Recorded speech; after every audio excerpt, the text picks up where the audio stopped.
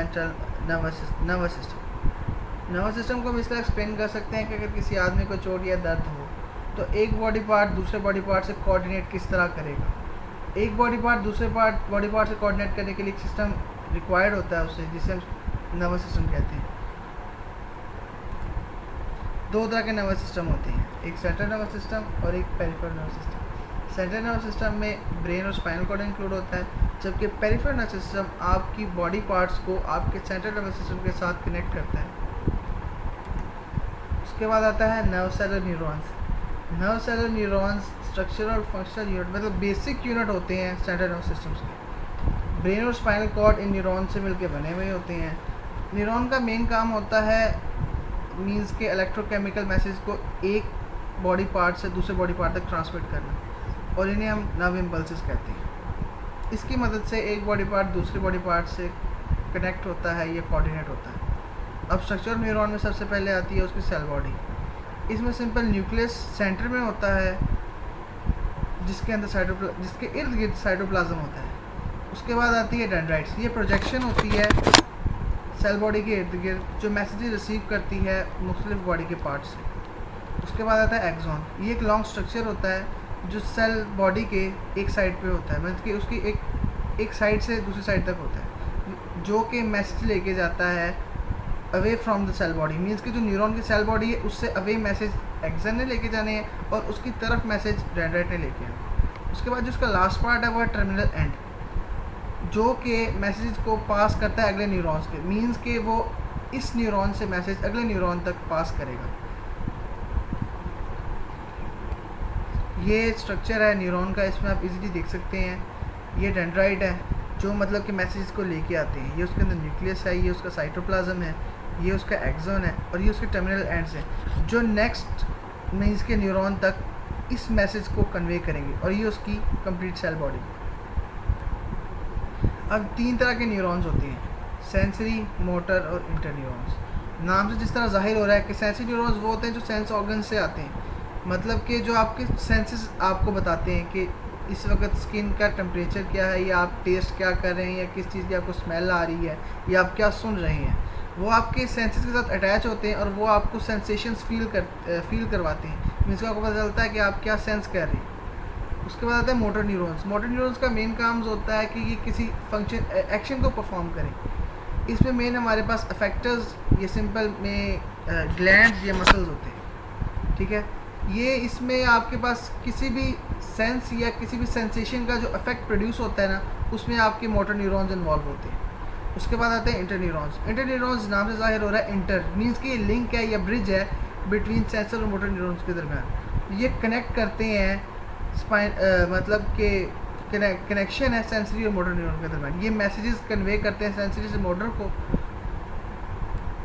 उसके बाद आते हैं सेंट्रल नर्वस सिस्टम में ब्रेन, जो मीन्स कि आपका मेन बॉडी पार्ट है, जो आपकी तमाम बॉडी के फंक्शंस को या मूवमेंट को कंट्रोल कर रहा होता है। ब्रेन बोनी लाइक स्ट्रक्चर में मीन्स कि आपकी स्कल में, या उसे आप क्रेनियम भी कहते हैं, उसके अंदर होता है, ठीक है। इसके मेन तीन पार्ट्स होते हैं, फोर ब्रेन, मिड ब्रेन और hind brain. Fore brain means कि आपका फ्रंट पार्ट, मिड ब्रेन दरमियान वाला और हिंड कहते हैं पीछे वाले पार्ट। फोर ब्रेन का लार्जेस्ट पार्ट होता है। इसके मेन तीन आगे मतलब के सब पार्ट्स होते हैं, जिससे मतलब कि इसके आगे तीन फर्दर और पार्ट्स हैं, जिसमें आता है सेरिब्रम, थैलेमस और हाइपोथैलेमस। अब जो सेरिब्रम होता है वो सबसे लार्जेस्ट पार्ट है आपका, और ये बिल्कुल फ्रंट पे होता है, और इसके दो हेमिस्फेयर होते हैं, राइट हेमिस्फेयर और लेफ्ट हेमिस्फेयर। सेरिब्रम आपकी इमोशंस मीन्स कि आपके जज्बात, फीलिंग, एहसासात, थिंकिंग, सोच को, सीइंग आपके देखने को और हेयरिंग आपके सुनने को कंट्रोल करता है। अब ये आपके सामने ब्रेन का स्ट्रक्चर है। टॉप पे सेरिब्रम है, उसके बाद थैलेमस है और ये हाइपोथैलेमस है। ये सब फोर ब्रेन में आते हैं। उसके बाद आपका आएगा मिड ब्रेन, जो इन दोनों के दरमियान में है, आप यहाँ देख सकते हैं, इसलिए इसको मिड ब्रेन कहते हैं। उसके बाद आता है हैंड ब्रेन, जो सबसे पीछे या आपकी स्कल की बैक साइड पे आता है। इसमें आते हैं सेरिबेलम, पॉन्स और मेडुला ऑब्लोंगेटा। अब हम बात करेंगे थैलेमस की, जो कि फोर ब्रेन का लास्ट पार्ट है।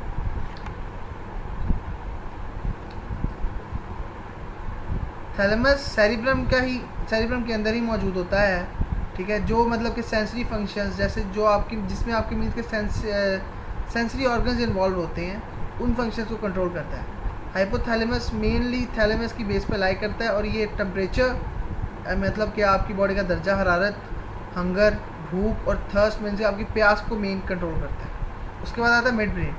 मिड ब्रेन जैसा कि मैं आपको पहले बता चुका हूँ कि फोर ब्रेन और हेड ब्रेन के दरमियान में होता है, इसलिए इसको मिड ब्रेन कहा जाता है। ये मैसेज रिसीव करेगा सेंसरी ऑर्गन से और पास कर देगा फोर ब्रेन्स को। मीन्स कि ये अफेक्ट सेंसरी ऑर्गन से इंफॉर्मेशन लेता है, नर्व इम्पल्सेस लेता है और आगे फोर ब्रेन को पास कर देता है। अब फोर ब्रेन आगे किस अफेक्टर को कैसे इंफॉर्मेशन देगा वो आगे देखते हैं। उसके बाद आता है हिंड ब्रेन। हिंड ब्रेन के 3 पार्ट होते हैं, सेरिबेलम, पॉन्स और medulla oblongata. Cerebellum back of the cerebrum मतलब कि सेरिब्रम की बैक पे होता है। ये बॉडी के बैलेंस करने के लिए बॉडी को बैलेंस करने के लिए होता है। मीन्स कि आप जो सीधा चल रहे होते हैं, बराबर चल रहे होते हैं, ये उसमें इन्वॉल्व होता है। मतलब कि आपकी मूवमेंट हो एक्यूरेट हो, आपको मतलब कि चक्कर ना आए, आप लड़खड़ाए ना, ये सब कुछ ये कंट्रोल करता है। उसके बाद आता है pons. Pons oval like structure मतलब कि अंडे की तरह स्ट्रक्चर होता है और बिल्कुल बीनीथ द मिड ब्रेन के नीचे होता है। उसके बाद आता है मेडुला ऑब्लोंगेटा। ये बॉडी पार्ट है जो आपके स्पाइनल कॉर्ड से कनेक्ट होता है और ये आपकी हार्ट बीट, दिल की धड़कन, डाइजेशन, निज़ाम हज़म को कंट्रोल करता है। मतलब कि और भी बॉडी पार्ट्स को जो मतलब रेस्टिंग कंडीशन में हो। फॉर एग्जांपल कि अगर आप आराम कर रहे हैं, ठीक है, ये मतलब कि जब आप आराम कर रहे हैं तो आपका दिल स्टिल मतलब कि हार्ट बीट आपकी चल रही होती है, डाइजेशन आपका स्टिल वर्क कर रहा होता है। उसके बाद आती है स्पाइनल कॉर्ड। ये एक्सटेंशन मीन्स कि ये मेडुला ऑब्लोंगेटा के बाद नीचे आपकी बैकबोन के साथ साथ एंड पॉइंट तक चलती रहती है और ये इंटर न्यूरॉन से मिलकर बनी होती है। ये एक लिंक क्रिएट करती है ब्रेन और अदर बॉडी पार्ट्स के दरमियान। मीन्स कि ये उनको आपके दरमियान कोऑर्डिनेट करवाती है।